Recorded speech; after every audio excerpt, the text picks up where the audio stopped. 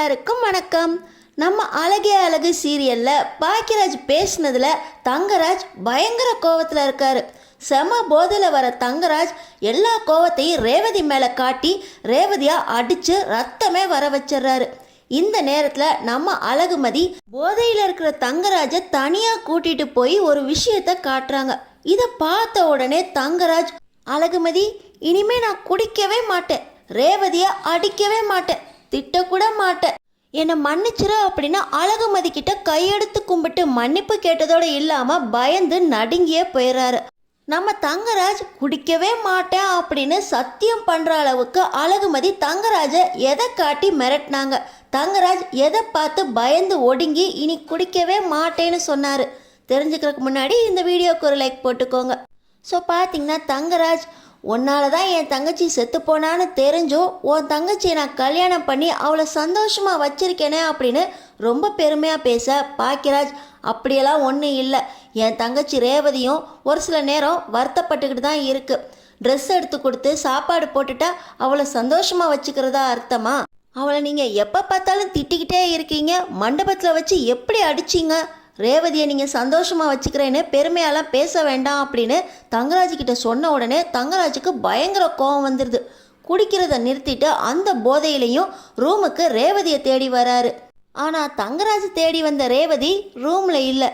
தங்கராஜுக்கு பிடிக்காத அழகு மலர், பாக்கியராஜ், அழகுமதி இவங்களோட ரேவதி ரொம்ப சந்தோஷமாக பேசிக்கிட்டு இருக்கிறத பார்த்த உடனே தங்கராஜுக்கு பயங்கர கோவம் வந்து, ஏய் ரேவதி அப்படின்னு போதையில் ரூமில் இருந்துக்கிட்டே கூப்பிட, ரூமுக்கு கீழே இருந்த ஸ்விம்மிங் பூல் கிட்ட தான் ரேவதி இருந்து பேசிக்கிட்டு இருக்காங்க. அண்ணன் கூப்பிட்ற மாதிரி சத்தம் கேட்குதா அப்படின்னு சொல்லி மலர் ஒரு வார்த்தை சொன்னோடனே, ஐயோ அவங்க சரக்கடிச்சு முடிச்சுட்டு ரூமுக்கு வந்துட்டாங்க போல, நான் போயிட்டு வரேன், கொஞ்ச நேரம் சந்தோஷமாக இருந்தால் இவருக்கு பிடிக்காது அப்படின்னு சொல்லி ரேவதி செம அவசரமாக ரூமுக்கு ஓடி வராங்க. ரூமுக்கு வந்த உடனே ரேவதியா ஓங்கி ஒரு அறையிறாரு தங்கராஜ்.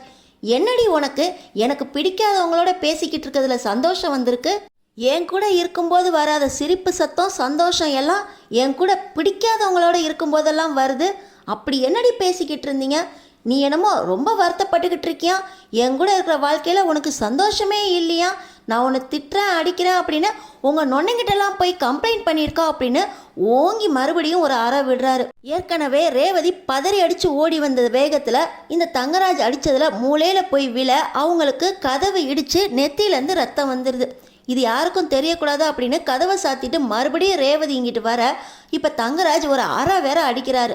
தங்கராஜ் அரைஞ்ச அறையில் ரேவதியோட கன்னத்தில் 5 விரலும் அப்படியே பதிஞ்சு போயிடுது. அடி தாங்க முடியாமல் கதறி அழ.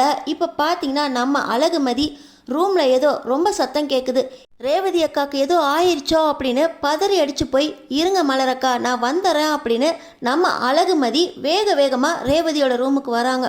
வந்து பார்த்தா ரேவதி அண்ணியோட தலையிலேருந்து ரத்தம் வடியுது, கன்னத்தில் 5 விரலும் பதிஞ்சு போய்க்கு.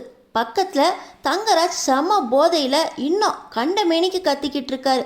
இப்போ நம்ம அழகுமதி, என்ன போதை தலைக்கு ஏறி போச்சா, எதுக்கு ரேவதி அண்ணியை தேவையில்லாமல் அடிச்சுக்கிட்டு இருக்கீங்க அப்படின்னு நம்ம அழகுமதி கேட்க, ஆமாண்டி பொண்ணுங்களாம் ஒன்றா சேர்ந்து சந்தோஷமாக இருக்கோம், கூத்தடிச்சுக்கிட்டு இருக்கீங்களா, நான் இங்கே எவ்வளோ நேரம் வெயிட் பண்ணுறது, புருஷன் பொண்டாடி சண்டைக்குள்ளே நீ எதுக்கடி வர, வெளியே போடி அப்படின்னு இப்போ தங்கராஜ் போதையில் மரியாதையே இல்லாமல் அழகுமதியை வெளியே போடின்னு சொல்ல நம்ம அழகுமதிக்கு கோவம் வந்துடுது.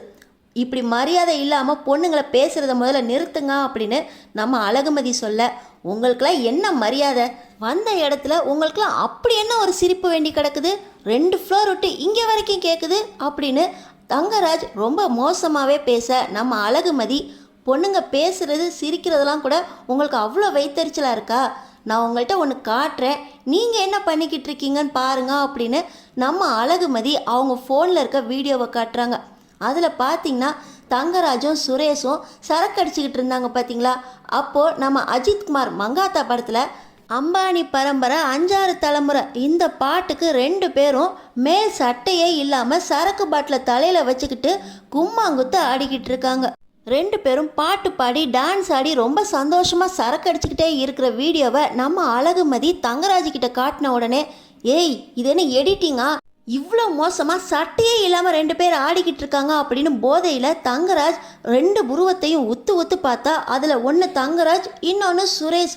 ஏய், நாங்களா சட்டையே இல்லாமல் இப்படி சரக்கு பாட்டிலோட ஆடிக்கிட்டு இருக்கோம் அப்படின்னு தங்கராஜுக்கு உடம்பெல்லாம் வெளத்து போயிடுது. அவரோட போதை ஏறினதெல்லாம் இறங்கி போயிடுது.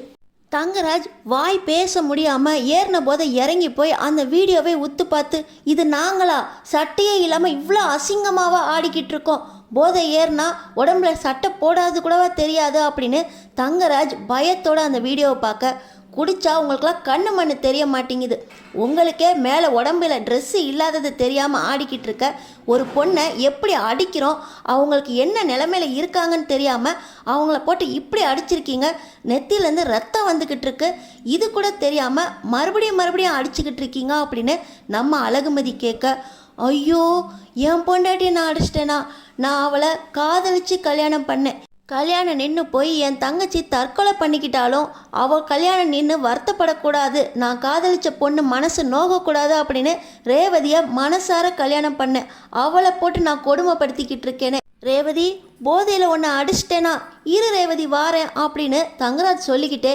மதி நாங்கள் 2 பேரும் இப்படி ட்ரெஸ்ஸே இல்லாமல் இருக்கிற வீடியோ உங்ககிட்ட எப்படி வந்துச்சா அப்படின்னு கேட்க, நான் சுரேஷ் குடிக்கிறாரேன்னு பார்க்குறதுக்காக அங்கே வந்தேன், அங்கே வந்து பார்த்தா தான் தெரியுது 2 பேரும் எவ்வளோ போதையில் இப்படி ஆடிக்கிட்டு இருக்கீங்க அப்படின்னு, அதனால தான் பாக்கியராஜா அமுச்சு வச்சேன், அவரும் வந்து குடிக்காதன்னு சொன்னால் அவரையும் உட்கார வச்சு குடிச்சிருக்கீங்க, அவர் என்ன சொன்னார்னு தெரியல, அந்த கோவத்தில் ரேவதி அக்கா மேலே கோவத்தை எல்லாம் காட்டியிருக்கீங்க, உங்களுக்கெல்லாம் கோவத்தை காட்டுறதுக்கு பொண்ணுன்னு ஒரு இளிச்சவாய் கிடச்சிருச்சுல, இந்த வீடியோவை வாட்ஸ்அப்பில் உங்கள் ஃப்ரெண்ட்ஸ் குரூப்பில், ரிலேட்டிவ் குரூப்பில், அன்னோன் குரூப்பில் போட்டேன்னா உங்கள் மதிப்பு மரியாதையெல்லாம் என்ன ஆகும் அப்படின்னு நம்ம அழகுமதி கேட்க, குடித்தா சந்தோஷம் வரும்னு நினச்சி குடிக்கிறோம், ஆனால் குடிக்கிற போதையில் நாங்கள் எப்படி நடந்துக்கிறோன்னு எனக்கே தெரியல, பாருமதி எப்படியெல்லாம் இருக்கேன்னு, இந்த வீடியோ மட்டும் வெளியே வந்துச்சுன்னா என் மான மரியாதையே போயிடும், தயவு செஞ்சு இந்த வீடியோவை என்கிட்ட கொடுத்துட்டு உன் ஃபோன்லேருந்து டெலீட் பண்ணிடு, இனிமேல் நான் சத்தியமாக குடிக்கவே மாட்டேன், இப்படி அசிங்கப்பட்ட குடியை நான் தொட்டு கூட பார்க்க மாட்டேன், சுரேஷையும் இதில் இழுக்கவே மாட்டேன், கண்டிப்பாக ரேவதியை நல்லா பார்த்துக்குவேன், என்னை மன்னிச்சிட அழகுமதி அப்படின்னு தங்கராஜ் அந்த வீடியோவை கேட்டு நம்ம அழகுமதி கிட்ட கெஞ்சுறதோடு இல்லாமல் குடிக்கவே மாட்டேன் அப்படின்னு சத்தியமே பண்ணுறாரு. முதல்ல என்கிட்ட மன்னிப்பு கேட்குறத நிறுத்திட்டு பொண்ணுங்களா மதிக்க கற்றுக்கோங்க, ரேவதி அக்காவை அடித்து விழ வச்சுருக்கீங்க, உங்கள் பொண்டாட்டி அவங்கள்ட்ட முதல்ல மன்னிப்பு கேட்டு இனிமேல் இந்த மாதிரி நடந்துக்க மாட்டேன் அப்படின்னு பொண்ணுங்களை மதிக்க கற்றுக்கோங்க, மரியாதை கொடுக்க கற்றுக்கோங்க. இந்த வீடியோ கண்டிப்பாக எந்த ஒரு வாட்ஸ்அப் குரூப்லேயும் வராது, நீங்கள் திருந்துறதுக்கு இந்த வீடியோ உபயோகப்பட்டுச்சுன்னா அதுவே ரொம்ப சந்தோஷம், உங்களால் 4 பேர் திருந்தினா அது ரொம்ப சந்தோஷமாக இருக்கும். சுரேஷை நீங்கள் தான் திருத்தணும், அவரை நல்ல வழியில் நீங்கள் தான் கொண்டு வரணும். இனி அவர் குடிச்சிட்டு வீட்டுக்கு வந்தார் அப்படின்னா இந்த வீடியோ என்கிட்ட தான் இருக்குது, எப்போ வேணால் வாட்ஸ்அப் குரூப்பில் போட்டுருவேன் அப்படின்னு நம்ம அழகுமதி சொல்ல, கண்டிப்பாக சுரேஷ் என்னால் எந்த ஒரு தப்புமே செய்ய மாட்டான், ரேவதியையும் இனிமேல் நான் எந்த ஒரு கொடுமையும் செய்ய மாட்டேன் அப்படின்னு தங்கராஜ் முழுசாக திருந்தி நம்ம அழகுமதி கிட்ட மன்னிப்பு கேட்டால் எப்படி இருக்கும் அப்படின்னு நம்ம சேனலுக்கு சப்ஸ்கிரைப் பண்ணி தொடர்ந்து அடுத்தடுத்து என்ன நடக்க போகுதுன்னு பாருங்கள்.